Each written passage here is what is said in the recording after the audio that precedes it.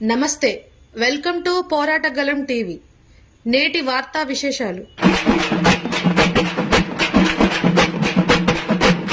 సెక్రటరీలు ఇవాళ వేదికను అలంకరించిన వాళ్ళు ఉన్నారు. రాఘమయ్య గారు మనకు ఒక జనరల్ సెక్రటరీగా వచ్చారు. అదేవిధంగా కట్ల రంగారావు గారు, అదేవిధంగా పృథ్వీ చౌదరి గారు, వీళ్ళందరూ ఉండటం కాంగ్రెస్ పార్టీని బలపరిచే విధానంగా కాస్ట్ సెన్సెస్ ని గుర్తుపెట్టుకొని ఇవాళ యావత్ భారతదేశంలో కూడా ఈ కుల గలం అనేది మనం గుర్తించుకొని రాహుల్ గాంధీ గారి ఆదేశం పైన యావత్ భారతదేశంలో తెలంగాణ మోడల్నే మనము గమనించి దాన్నే ఆ విధంగానే అమలు చేయాలనే డిమాండ్ దేశవ్యాప్తంగా కలుగుతూ ఉంది. చాలా గర్వంగా ఉంది.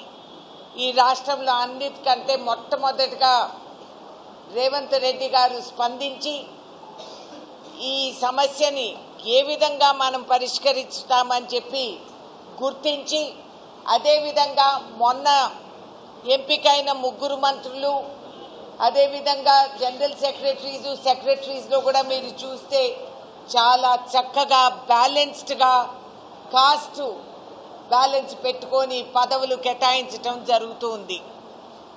అందరికీ తెలుసు, సామాన్యుడికి కూడా ఈ సమాజంలో న్యాయం అనేది కేవలం కాంగ్రెస్ పార్టీలోనే జరుగుతుంది అనేది వాళ్ళు గ్రహించారు, గమనించారు అనేది మీ అందరి ద్వారా కూడా మీకు తెలవపరుస్తున్నాను. మరొక విషయం, ఇవాళ జిల్లా వ్యాప్తంగానే కాదు రాష్ట్ర వ్యాప్తంగా కూడా చక్కగా కార్యక్రమాలు మేము చెప్పిన మాట నిలబెట్టుకుంటామనే మాట మన రేవంత్ రెడ్డి గారు చెప్పి చేసి చూపిస్తున్నారు. కాబట్టి చూసి ఓర్వలేక వాళ్ళ కుసంస్కృతికి విధానంలోనే వాళ్ళు మాట్లాడుతున్నారు. అక్కడ దిక్కులేని పార్టీ అది కేసీఆర్ది.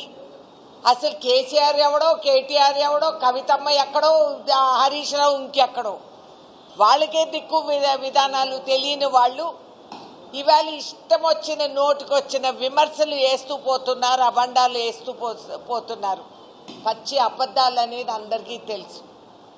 వాళ్ళు చేసిన నేరం, వాళ్ళు మోపిన భారం ఇవాళ మన రాష్ట్రానికి రేవంత్ రెడ్డి గారు భుజస్కంధాల మీద వేసుకొని నిధులు కష్టపడి ఎక్కడి నుంచన్నా పట్టుకొచ్చి ఇవాళ కేటాయించి ప్రజలకి న్యాయం జరిగే విధానంగా గృహ నిర్మాణం మనం అమలు చేసుకుంటూ, రైతు భరోసాలు అమలు చేసుకుంటూ, ఉచిత బస్సు ప్రయాణాలు ఏర్పాట్లు చేసి మహిళలకి సౌకర్యాలు కలిగించుకుంటూ, అదేవిధంగా వివిధ విదేశీయులు కూడా మన రాష్ట్రానికి వచ్చి వాళ్ళు MOUలు సైన్ చేసి రాష్ట్ర ప్రగతికి కంకణం కట్టుకున్న కాంగ్రెస్ పరిపాలన ఎంతో బంగారంగా జరుగుతూ ఉంది అనేది మీరందరూ గమనించే ఉంటారు.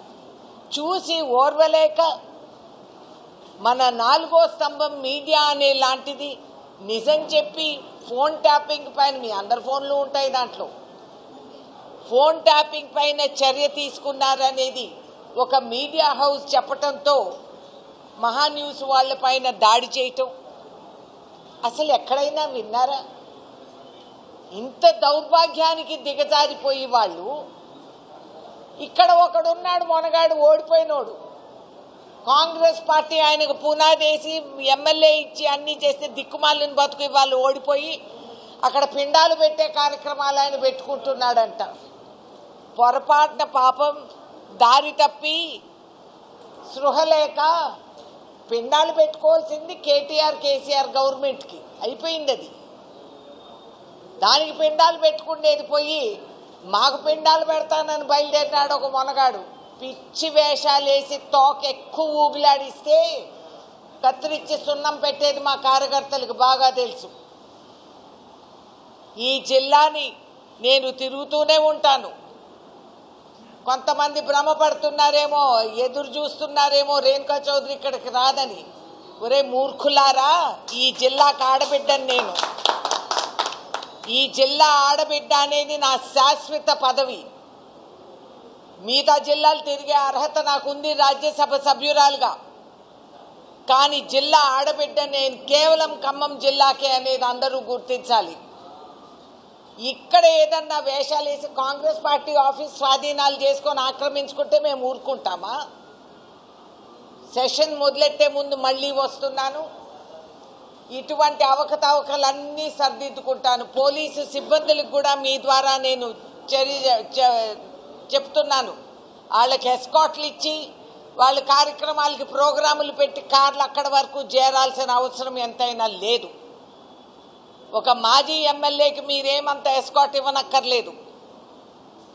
అంత భయంగా ఉంటే ప్రజల్లో తిరిగేదానికి తిరగొద్దండి, ఇంట్లో కూర్చోండి. అంతేగాని మా ప్రభుత్వ అధికార వసతులన్నీ నీకు కావాలి అని మీరు మాకు మాట్లాడి మా ముఖ్యమంత్రి మీద మీరు పిండాలు గడిది గుడ్లు అని చెప్పి మాట్లాడుతూ ఉంటే ఓర్పు సహనం నా దగ్గర లేదు. ఇంకా I will not tolerate such non sense. Clearly చెప్తున్నా, ఈడ్కి బీఆర్ఎస్కి బీజేపీకి ఇందాక మా స్పోక్స్మెన్ చెప్పినట్టు కొరివి వెంకటరత్నం గారు, ఇది వాస్తవం. ఇద్దరు రహస్య బంధాలు పెట్టుకొని ఇప్పుడు కవితమ్మ అంటే ఇంకొక పార్టీనో పుచ్చకాయ ఎవడు చూశాడు? దానికి స్పాన్సర్ ఎవరు? ఈ నిధులు ఎక్కడి నుంచి వస్తున్నాయి ఆమె దగ్గరికి? లిక్కర్ స్కామ్లో డబ్బులు ఏమైనాయి? ఇంకా అటు చూస్తే 4 స్తంభాల ఆట అన్నట్టు వీళ్ళు నలుగురు కూడా, హరీష్ రావు అంటే కేటీఆర్ అంట, కేసీఆర్ అంట, కవితమ్మ అంట. ఏంటి వీళ్ళు చేస్తూ ఉండేది? నిద్ర లేస్తే కాంగ్రెస్ అని విమర్శ చేయటం తప్పితే ఒక మంచి సలహా, ఒక మంచి పని అనేది లేదు. మనకచర్లని ముంచేసి తెలంగాణ హక్కుల్ని తాకట్టు పెట్టి ప్రజలకి, రైతులకి రావాల్సిన నిధులు ఇవన్నీ సంకట పెట్టుకొని పోయి ఇవాళ వాళ్ళు ఈ విధంగా మాట్లాడి అబద్ధాలు, అపోహలు కలిగించి ప్రజల మధ్యలో ఇంత దౌర్భాగ్యానికి దిగజారిపోయినారు. వాళ్ళకి జాలి, వాళ్ళపైన జాలి కలుగుతుందా, అసహ్యమా అనేది నాకు అర్థం కావటం లేదు. ఇక చూస్తే కేంద్ర ప్రభుత్వం, మీరందరూ అసలు ఆ వార్ డ్రామా అంతా మిస్ అయిపోయారు. నేను ఢిల్లీలోనే ఉన్నా. 18 సార్లు అమెరికా రాష్ట్రపతి మిస్టర్ ట్రంప్, మీకు గుర్తున్న అహ్మదాబాద్ తీసుకెళ్లి ట్రంప్ అని చెప్పి డబ్బాలు కొట్టిన దేశ ప్రధానమంత్రి ఆ రోజుల్లో. మరి వాళ్ళ ట్రంప్ నేను చెప్తే రాజీ పడ్డారు, భారతదేశం పాకిస్తాన్ అని చెప్పి 18 సార్లు చెప్పారు. మొట్టమొదటిసారిగా దేశ ప్రధానమంత్రి నన్ను పిలిస్తే నేను పోలేదు, నేను జగన్నాథ రథం దగ్గరికి వెళ్ళాలని చెప్పిన వారు మరుసటి రోజు తక్షణమే ట్రంప్ అన్నాడు, నేను చేస్తేనే రాజీ వీళ్ళిద్దరు పడ్డారని. ఏమిటి మన దేశ పరిస్థితి? ఎందుకు స్పెషల్ పార్లమెంట్ సెషన్ మీరు పెట్టలేదు? ఎన్నో సమస్యలున్నాయి, ఎంతో మేము అడగదలుచుకున్నాం. ఇటు పాకిస్తాన్ పైన మనం దాడి అని చెప్పి మనం గొప్పలు చెప్పుకోని ఆపరేషన్ సింధూర్ అన్న వాళ్ళమి ఇంతవరకు అంత నిర్దాక్షిణంగా ఆడపిల్ల మాంగళ్యాన్ని తెంచేసిన దౌర్భాగ్యాన్ని మనం కట్టిపెట్టలేదే. ఇంతవరకు ఆ నలుగురు దొరకలేదు అంటే ఇంటెలిజెన్స్ ఫెయిలియరా? తెలియక మీరు నలుగురిని పల్గాం దీంట్లో మీరు పట్టలేని వాళ్ళు ఇక్కడ అమానుషంగా రాష్ట్రంలో, ఇతర రాష్ట్రాల్లో దూరి నక్సలైట్లు వాళ్ళ చేతుల్లో ఆయుధాలు లేకపోయినా కూడా వాళ్ళపైన మీరు హత్యలు చేసి వాళ్ళని అమానుషంగా మీరు నాశనం చేసేసి తుపాకులతో పేల్చేసి కాల్చేసి కనీసం వాళ్ళతో చర్చలు పెట్టకుండా, వాళ్ళని మెయిన్ స్ట్రీమ్లో జాయిన్ అవ్వండి అని రిక్వెస్ట్ చేయకుండా, డైరెక్షన్ ఇవ్వకుండా దూరి అటు చంపుతూ ఉంటున్నారు. I object. మీరు వాళ్ళని చంపుతారు నిర్దాక్షిణంగా. వీళ్ళని ఇప్పుడు మిజోరాం ఆ ఏరియాల్లో ఇన్సర్జెంట్స్ వస్తున్నారు, వాళ్ళని పిలిచి వాళ్ళతో చర్చలు పెట్టుకుంటారంట. వీళ్ళు మనుషులు కాదు, వాళ్ళు మనుషులా? వాళ్ళతో చర్చించంగా లేదు, వీళ్ళతో ఎందుకు మాట్లాడలేదు, ఎందుకు చర్చలు పెట్టలేదు? ఇవన్నీ సవాళ్లు మేము అడుగుతామని పార్లమెంటు ప్రత్యేక సమావేశాలు పెట్టాలని రాహుల్ గాంధీ గారు అడిగితే అది పక్కకు తొలగించేసి రోజుకొక ప్రచారం పెట్టుకొని మేమే ఇంద్రుడు చంద్రుడు అని చెప్పి ప్రచారం చేసుకుంటా ఉండే బీజేపీ పరిపాలన ప్రభుత్వం ఈ విధంగా వాళ్ళు ప్రవర్తిస్తే భవిష్యత్తులో మన గతి ఏంటి? ఒక సైడ్ పాకిస్తాన్ని మనం సింధూర్ అని మనం పోరాడుతూ ఉంటే పాకిస్తాన్ని పిలిచి భోజనాలు పెట్టాడు అమెరికా రాష్ట్రపతి, మీకు తెలుసా? వాళ్ళకి అక్కర్లేని పదవులన్నీ కూడా కేటాయించారు యావత్ ప్రపంచం. రష్యా మనతో ఉంది అని భ్రమపడిన మనము రష్యా కూడా పాకిస్తాన్కి ఎన్నో వేల కోట్ల రూపాయలు కేటాయించి అక్కడ వాళ్ళని సహకరిస్తున్నారు. ఇటు చైనా మనకి శత్రువులు పక్కన కూర్చున్నారు. శ్రీలంకలో కూడా వాళ్ళు షిప్స్ పెట్టుకున్నారు. సో భారతదేశం చుట్టూత కనీసం మనకి ఉన్న నేపాల్ మన చిన్న తమ్ముడు అని అనుకున్నాము సరదాగా ఇన్ని సంవత్సరాలు, వాళ్ళు కూడా మనల్ని ఉరిమి చూసే పరిస్థితి ఏర్పడిందంటే what is our foreign policy? ఎంతవరకు భారతదేశాన్ని రక్షించుకునే విధానాలు మనం అమలు చేసుకుంటున్నాం? ఈ చర్చకి ఈ సవాళ్ళకి జవాబులు ఇస్తారా లేదా? జూలై 21వ తేదీన పార్లమెంటు సమావేశాలు జరగబోతాయి.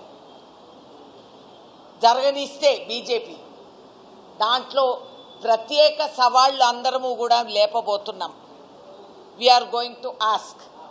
ఇవాళ రోజు చంద్రబాబు నాయుడు ఎప్పుడో పింగళనాడు సంవత్సరంలో ఏపీ రీఆర్గనైజేషన్ యాక్ట్కు ముందు ఆయన గోదావరి బనకచర్ల దీని మీద చెప్తే వాళ్ళు ప్రిలిమినరీ ఫస్ట్ రిపోర్ట్ ఇచ్చేస్తే కేంద్రం దాన్ని స్పందించి అప్పుడే వాళ్ళకి చెప్పి మనల్ని డిపిఆర్ అని ఇప్పుడు అడుగుతున్నారు.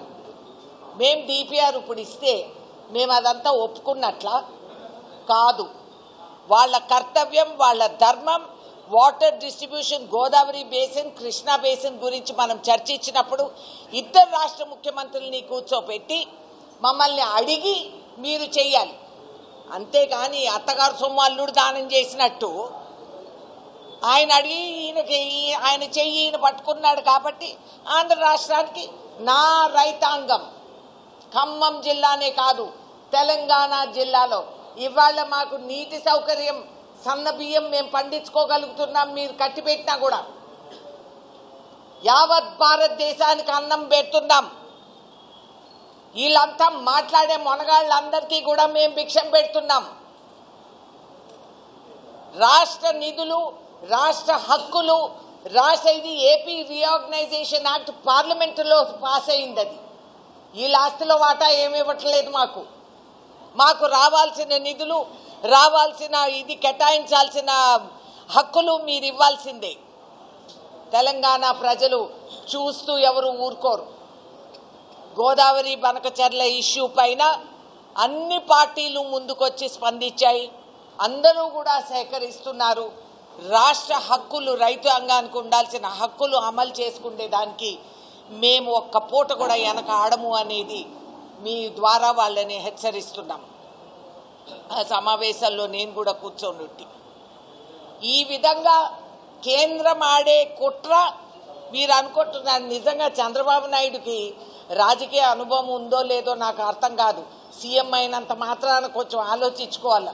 వాళ్ళు చెప్పినంత మాత్రం జైల్లో పెడితే అంత భయపడిపోయి వాళ్ళ చేతులు పట్టుకొని పొగడతలు ఆయన్ని పొగుడుతున్నారు. ఆయన రేపో మాపో ఆయనతో కత్తిరిస్తారు. ఇది బీజేపీ విధానం. ఏ రాష్ట్రంలో కూడా వాళ్ళు ఆ రాష్ట్ర ముఖ్యమంత్రిని సంకం పెట్టుకొని తిరిగి 3 రోజులు తిరిగి 30 రోజులు 7 చెరువులు నీళ్లు తాగిపిస్తారు. ఇది వాళ్ళ చరిత్ర, మీరు గమనించండి.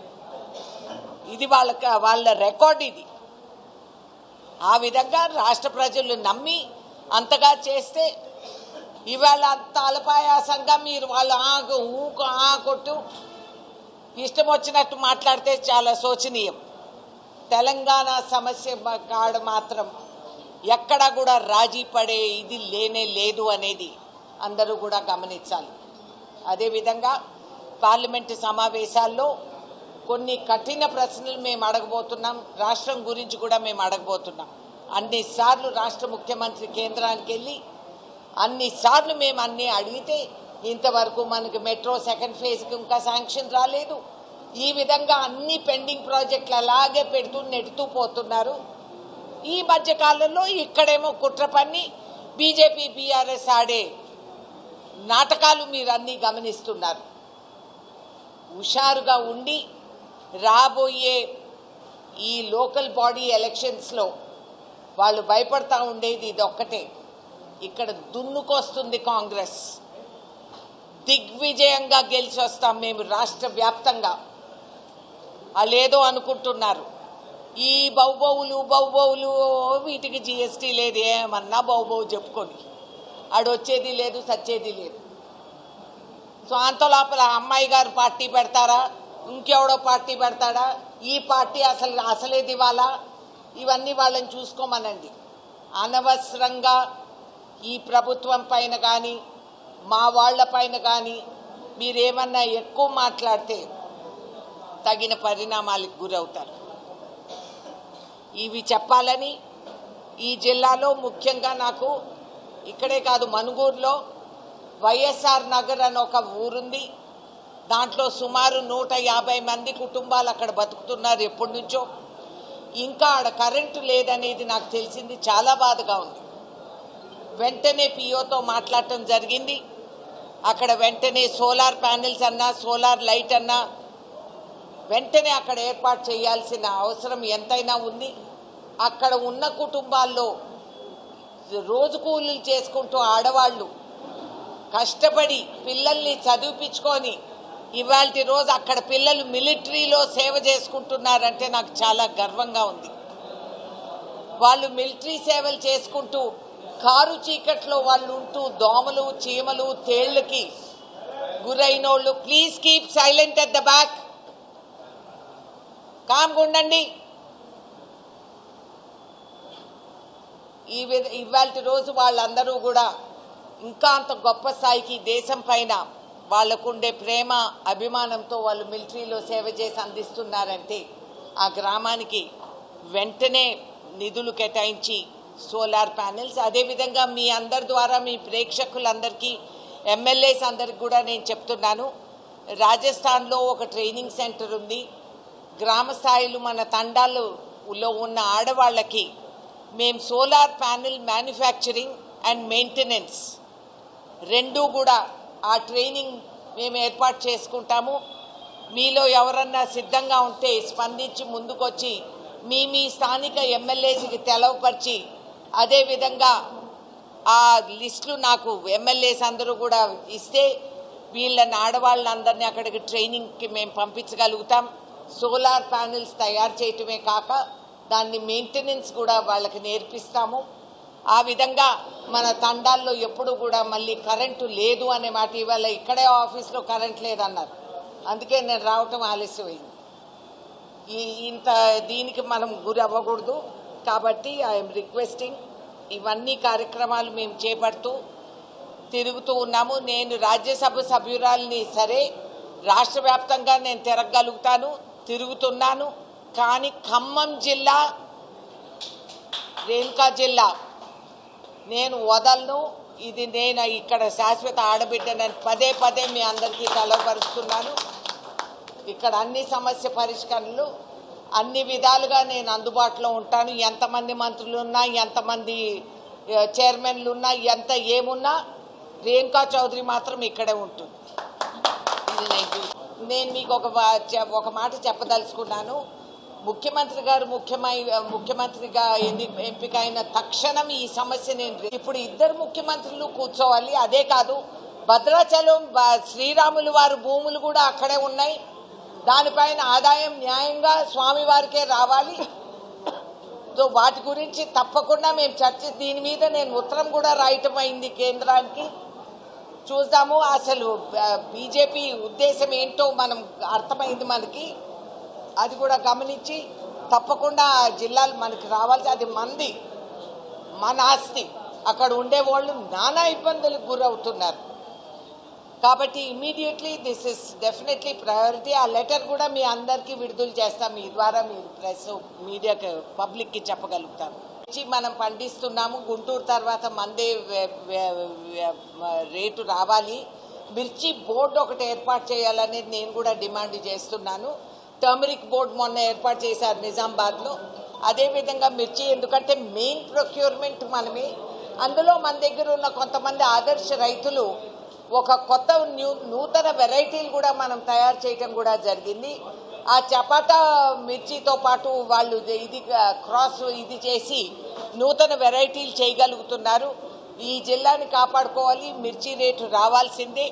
దీని గురించి నేను ఆల్రెడీ టేకప్ చేయటం కూడా జరిగింది. అదే నేను ఆలోచించి మిర్చి బోర్డుకు ప్రెస్ చేయాలనేది నా ఆలోచన. అది ఏ విధంగా ఉపయోగపడుతుంది అనేది మనం చూసుకోవాలి.